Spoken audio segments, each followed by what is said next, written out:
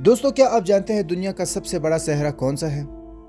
ظاہر سی بات ہے، آپ سوچتے ہوں گے کہ گوبی ڈیزرٹ یا سہارا ڈیزرٹ یا پھر عربین ڈیزرٹ، لیکن میں آپ کو بتاتا چلوں ان میں سے کوئی بھی نہیں ہے۔ تو اس کا صحیح جواب ہے انٹارکٹیکا۔ اب آپ سوچتے ہوں گے انٹارکٹیکا ہی کیوں؟ کیونکہ انٹارکٹیکا میں تو برف ہی برف ہے اور صحراؤں میں تو پانی نہیں ہوتا۔ اسے سمجھنے کے لیے ہمیں یہ دیکھنا ہوگا کہ صحرا دراصل کہتے کسے ہیں۔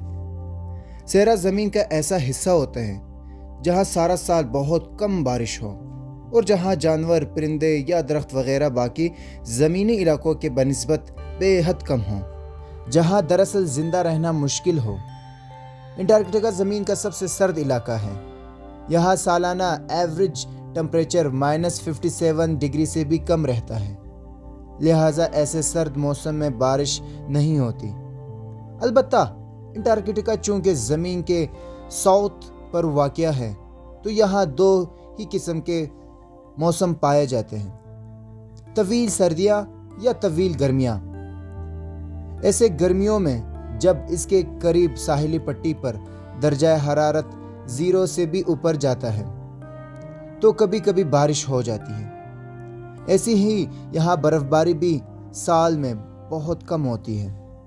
اور رہی بات جانوروں کی، تو اس کے ارد گرد سمندروں میں کچھ جانور رہتے ہیں جن میں پینگوئن، سیل، ویل مچھلیاں یا کچھ آبی پرندے شامل ہیں۔ پینگوئن انٹارکٹیکا پر یہاں کے قریب ساحلوں پر جمی برف پر کالونی کی صورت میں رہتی ہیں۔ یہ تعداد میں اتنی زیادہ ہوتی ہے کہ انٹارکٹیکا پر کام کرنے والے سائنسدان ان کو گن نہیں سکتے، لہٰذا وہ خلا میں سیٹلائٹ سے لی گئی تصویروں سے ان کے کالونیوں کا تعداد کا اندازہ لگا لیتے ہیں۔ سفید انٹارکٹیکا پر خلا سے ان کی کالونیوں کو ڈھونڈنا آسان نہیں، تو سائنسدان ان کے پاخانے کا رنگ جو سرخی مائل بادامی ہوتا ہے، سفید برف پر خلا سے دیکھنے پر اس رنگ کی لکیریں نظر آتی ہیں جن سے ان کی کالونیوں کا بآسانی ڈھونڈا جا سکتا ہے۔ اور رہی بات پودوں کی، تو اتنے ٹھنڈ علاقے میں جہاں ہر طرف برف ہی برف ہو، کون سا پودا یا درخت اگ سکتا ہے؟ البتہ کہیں کہیں پانیوں کے پاس الجی یا کائی موجود ہے۔ اس طرح انٹارکٹیکا کے شمالی علاقے میں قریب 12 قسم کے پھولدار پودے بھی پائے جاتے ہیں۔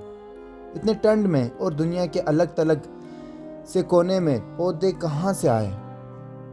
اس کی کہانی کچھ طویل ہے، مگر مختصر یہ ہے کہ آج سے قریب 20 کروڑ سال پہلے انٹارکٹیکا، افریقہ، انڈیا، آسٹریلیا اور جنوبی امریکہ سب ایک بڑے براعظم کا حصہ تھا جسے گونڈوانا کہا جاتا تھا۔ زمین کے اندر ٹیکٹونک پلیٹس جن پر تمام براعظم تیر رہے ہیں، ان پلیٹس کی آہستہ آہستہ حرکت سے یہ براعظم ایک دوسرے سے الگ ہوتے گئے اور ان پر موجود پودے بھی ان کے ساتھ جاتے رہے۔ انٹارکٹیکا گونڈوانا سے آہستہ آہستہ جدا ہوتے ہوئے آج سے تقریباً 7 کروڑ سال پہلے زمین کے نارتھ سائڈ تک آ پہنچا۔ یہاں سخت موسموں کے باعث بہت سے جاندار وقت کے ساتھ ساتھ ختم ہوتے گئے، مگر چند ہی پودوں نے ارتقاء سے گزرتے زندہ رہنے کا فن سیکھ لیا۔ یہ سب ہم کیسے جانتے ہیں؟ کیونکہ ہمیں انٹارکٹیکا پر اور دنیا کے دوسرے براعظموں پر پرانے دور کے ایک جیسے جانداروں کے فوسلز ملے ہیں جو اس کہانی کو مکمل کرتے ہیں۔ اس کے علاوہ زمین کے ٹیکٹونک پلیٹس کی ہونے والی حرکت کی رفتار اور ڈائریکشن جان کر سائنسدان کمپیوٹر ماڈلز کے تحت بتا سکتے ہیں کہ ماضی میں یہ تمام براعظم کیسے آپس میں جڑے ہوئے تھے۔ ویسے تمام براعظم اب بھی آہستہ آہستہ اپنی موجود جگہ بدل رہے ہیں اور آج سے تقریباً 25 کروڑ سال کے بعد یہ تمام براعظم ایک بار پھر سے ایک دوسرے سے جڑ جائیں گے۔ انٹارکٹیکا سائنسدانوں کے لیے کئی حوالوں سے اہم ہے۔ یہاں سارا سال دنیا بھر کے سائنسدان مشکل حالات میں اور سخت سردیوں میں رہتے ہیں اور یہی سائنسی تجربات اور دریافت کرتے رہتے ہیں۔ ناسا بھی انٹارکٹیکا کے موسم اور یہاں ہونے والی تبدیلیوں کو خلا سے مانیٹر کرتے ہیں، جس کا مقصد دنیا میں ہونے والی موسمیاتی تبدیلیوں کا اثر جاننا ہے۔ انٹارکٹیکا میں برف اگر تیزی سے پگھلنا شروع ہو جائے तो पूरी दुनिया के समंदर में पानी की सतह कहीं फुट बुलंद हो जाएगी, जिससे दुनिया के तमाम साहिली इलाके ज़ेर समंदर आ सकते हैं। इसके अलावा नासा यहाँ खला में इंसानों को खुराक की ज़रूरत के हवाले से भी एक्सपेरिमेंट्स करते हैं।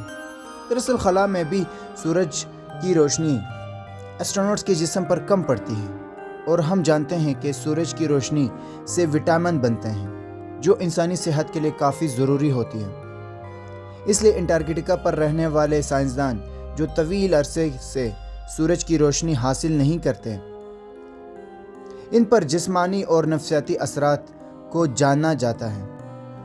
मगर सबसे अहम ये कि नासा यहाँ कहीं ऐसे रोबोट्स भी टेस्ट करते हैं जो मरीख पर भेजे जाने हों। इसकी वजह यह है कि अंटार्कटिका और मरीख दोनों सर्द हैं और दोनों सहरा की तरह खुश्क हैं।